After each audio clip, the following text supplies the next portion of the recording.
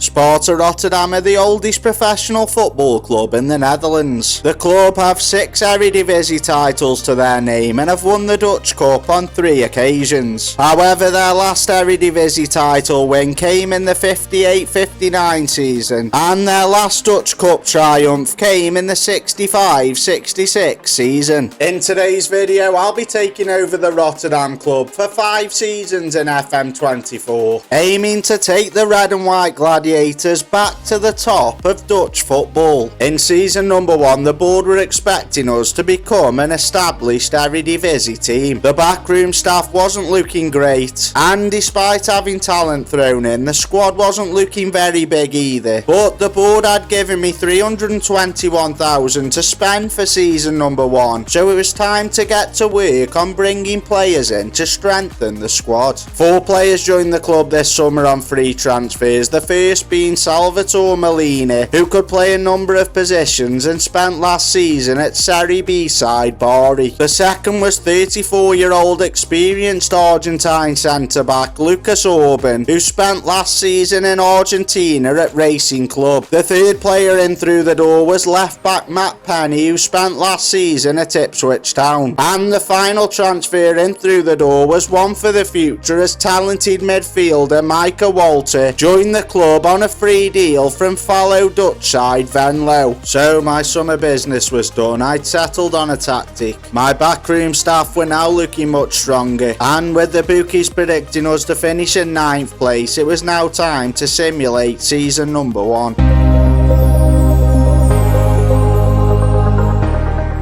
Season number 1's Eredivisie campaign was a huge success as we finished in 4th place, losing 7 games, drawing 7 and winning 20 throughout the season, meaning we finished on 67 points, qualifying for next season's Europa League. And a big part of this season's success was due to Tobias Laritsen's 21 goals throughout the season. So season number 1's Eredivisie campaign was a huge success, but how did we get on in the Dutch Cup? Well, the first round saw us pitted against Helmond Sport of the 2nd Division, and we breezed through with a 3-1 away win. This sent us into the second round, where we faced lower league side Blauw-Geel 38, and another 3-1 win saw us go into the third round, where we faced Dutch giants PSV Eindhoven, and after a Mauro Jr. sending off in the 43rd minute from the home side, we managed a shock 3-2 win to send us into the quarter-final, where we faced 2nd Division side NAC Breda and managed to win 1-0 thanks to a Tobias Laritsen penalty, sending us into the Dutch Cup semi-final, where we faced FC20 away from home, and 2 goals from Laritsen made sure we were heading into the Dutch Cup final, where we faced giants Ajax, and 2 goals from Tobias Laritsen and a goal from wing-back Matt Penny meant that we lifted the Dutch Cup for the first time since 1966, capping off a memorable season for the club. It had been an unforgettable season from this squad, with standout performances from midfielder Verschuren, who hit 11 goals and 4 assists across the season, topped off by the 28 goals from Tobias Laritsen. But next season would see us challenge on the domestic and European stage, and the board had given me almost $2.4 million in the transfer budget to help me along the way. Just one player left the club in the summer of season number 2, as Matt Penny left for Zulte Waregem in Belgium for $28,500. 5 players came into the club on free deals this summer, with veteran keeper Joe Hart being the first through the door. He was joined into the club by centre-backs Marko Tal and 32-year-old Ukrainian centre-back Ivan Orditz, who came from Sparta Moscow on a free deal. 2 more players came in on free transfers, with young midfielder Sven Janssen joining from Venlo, followed in by winger Jamal Lowe, whose contract had ran down at Bournemouth in the Premier League. Attacking midfielder Anthony Malambo joined from rivals Feyenoord on loan until the end of the season. And I splashed out $2.2 million on the final transfer into the club, as striker Theo Berdays joined from Sion in Switzerland. This season season, the bookies had us down to finish in 6th place in the league, and we also had the Europa League and the Dutch Cup to contend with. But with all my summer business done and a change of tactic for the upcoming season, I was now confident and ready to simulate season number 2.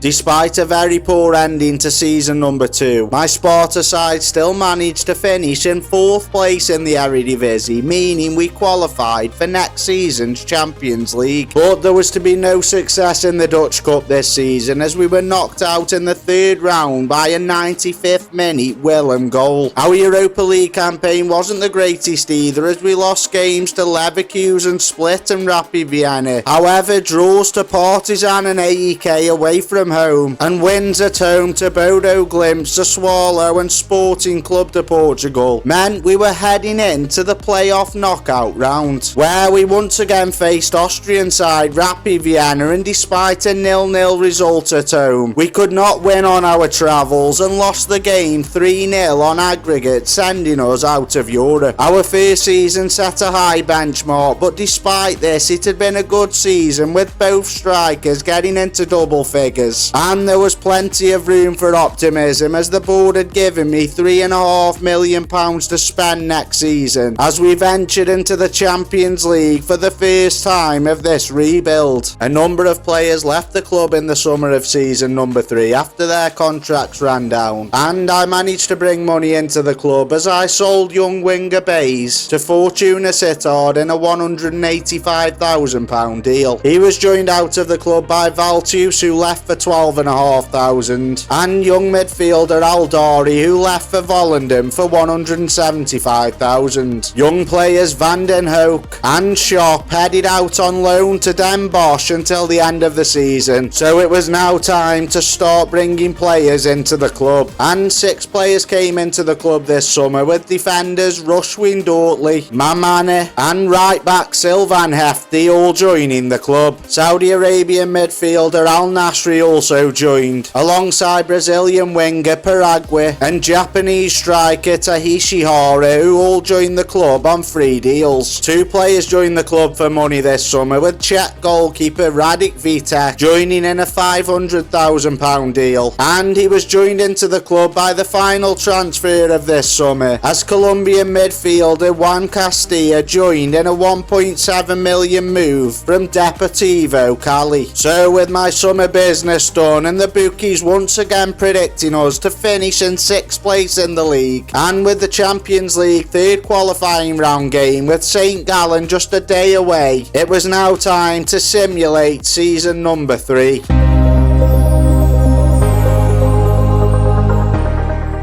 In the October of season number 3, I was able to bring in midfielder Gianluca Gaetano on a free transfer after being released by Italian club Napoli, and he helped us to a 4th place finish in the Eredivisie, as we finished on our highest points total yet, hitting 70 points and losing just 6 games throughout the season. But it was the Dutch Cup where we really shone this season, and after breezing through the earlier rounds, we met AZ Alkmaar in the semi-final, and after a 3-3 score, we went through to the final thanks to a penalty shootout win. In the final, we would face city rivals Feyenoord, and after our rivals took the lead in just the 9th minute, it looked to be a long day at the office. But our rivals had a man sent off, and we equalised through Verschuren, and it looked to be going into penalties, but Lauritzen headed in the 72nd minute to see us beat our city rivals to lift the 2nd Dutch Cup in 3 seasons. So it had been a great performance in season 3 in the league and the Dutch Cup, but how did we get on in the Champions League? Well, wins over Swiss side St Gallen in the 3rd qualifying round and Serbian club Partizan in the playoff round saw us head into the Champions League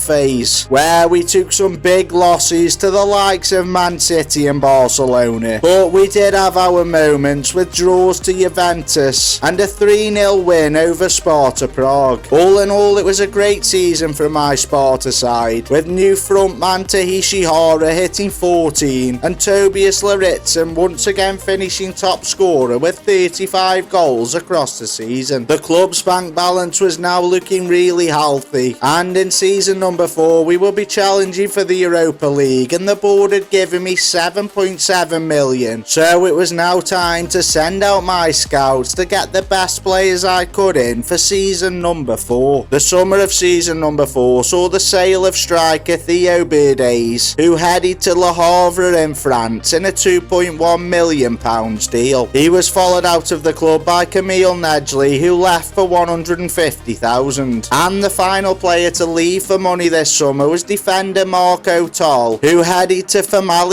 in Portugal in a £675,000 move. Joshua Kitolano went on loan to FC20 until the end of the season, and midfielder Sam Esselink left for Excelsior on a free transfer after his contract had ran down. 5.5 million of my budget went on Brazilian centre-back Anderson Jesus, who joined from AZ Alkmaar. He was followed into the club by youngster Philipp Schultz, who joined from Mainz in Germany for 975,000 and could play a number of positions. 6 players joined the club this summer on free transfers, with centre-back Van Huysden, left wing-back David Jurasek, Ukrainian right-back Conor Plyer, wingers Ernest Nuama and Emmanuel Dennis, plus striker Lorenzo Luca, who all joined the club on free deals ahead of season number 4. The bookies had us to finish in 5th place come the end of the season, but we had surpassed expectations in the previous 3 seasons, and my squad was now looking very strong, so I was hoping for a successful season number 4.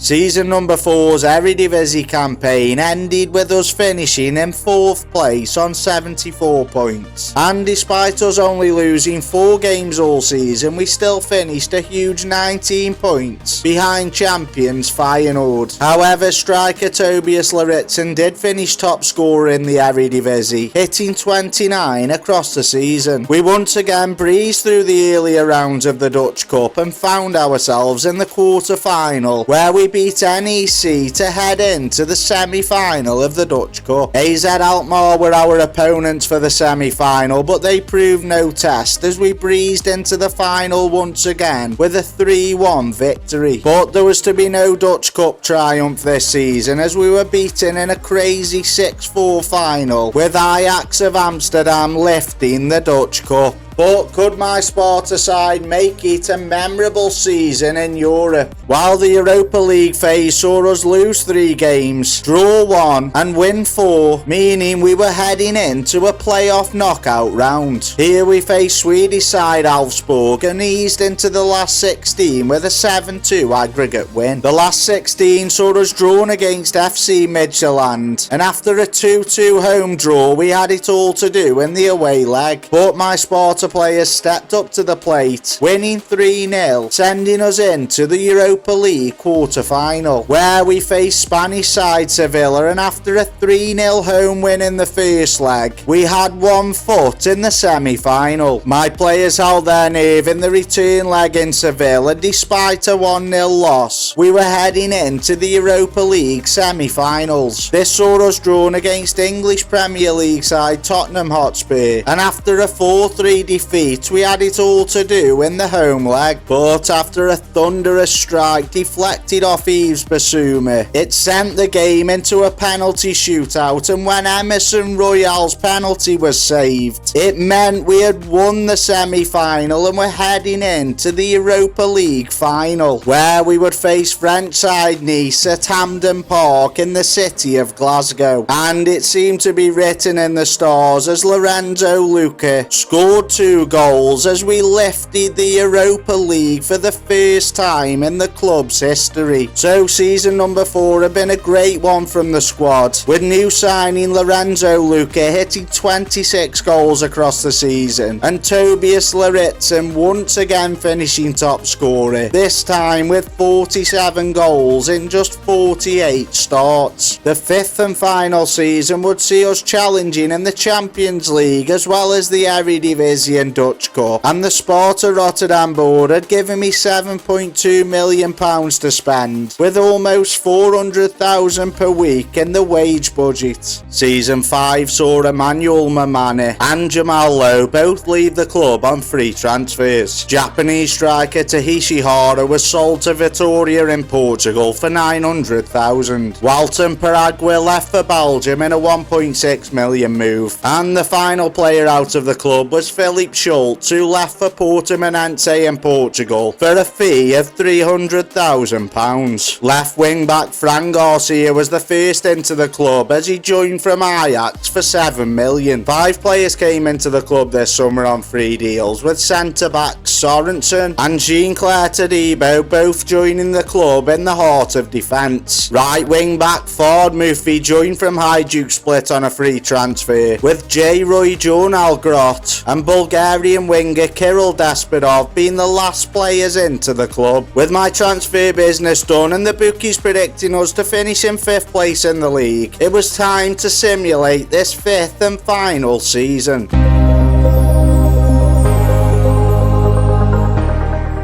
Season number 5 saw us push rivals Feyenoord and champions Ajax all the way, as we finished in 3rd place, losing just 2 games all season, finishing on 80 points. We had all of the top 3 places in the average ratings charts, with wingers Nuama and Despodov getting 2 of the top assists, and striker Lauritzen hitting 32 of our 113 goals we scored across the season, making us the highest scorers in the division. The Champions League phase saw us lose 4 games to Man City, Bayern Munich, Partizan and Nice, and despite great draws to Milan and Dortmund and wins over Copenhagen and Ferencvaros, we narrowly missed out on making it to the playoff knockout round. In the Dutch Cup, we once again breezed through the earlier rounds and met NEC in the quarter-final, and after a convincing 5-2 win, we were once again heading